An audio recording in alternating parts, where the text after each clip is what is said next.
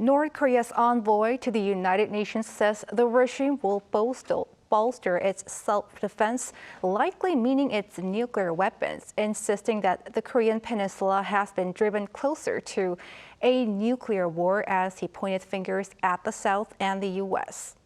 South Korea's envoy responded, "Those claims are groundless." Choi Min-jung reports. North Korea's United Nations envoy has warned that the Korean peninsula is on the brink of a nuclear war, blaming both South Korea and the U.S. for attributing to what it is calling the current dangerous situation.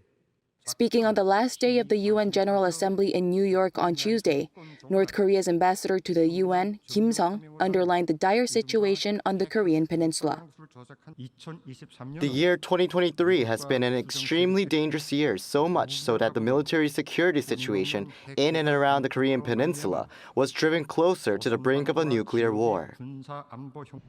Kim Sung slammed the U.S. for its intentions to provoke a nuclear war by frequently dispatching strategic nuclear submarines and bombers in and around the Korean peninsula for the first time in decades. He also touched upon the trilateral military cooperation between Seoul, Washington, and Tokyo, claiming the alliance introduces a new Cold War structure to Northeast Asia. During the speech, it was also implied that the regime would not give up its development of nuclear weapons. He said that Pyongyang is required to further accelerate the buildup of its defense capabilities, given, quote, reckless military moves and provocations of the hostile forces.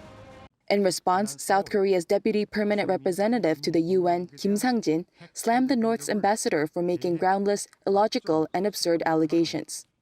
He added that the claims that South Korea and the U.S. are provoking the tension on the Korean peninsula are untrue and absolutely incorrect. In the meantime, South Korea's ambassador to the U.S. said Tuesday that Seoul and Washington will not sit idly by with regard to strengthening ties between Pyongyang and Moscow. Kim Jong-un and Vladimir Putin's recent summit has sparked concerns that the two will sign an arms deal, which would allow Russia to secure military supplies for its war in Ukraine, while the North acquires the technology to address failures in its satellite launch attempts. Choi Min-jung, Arirang News.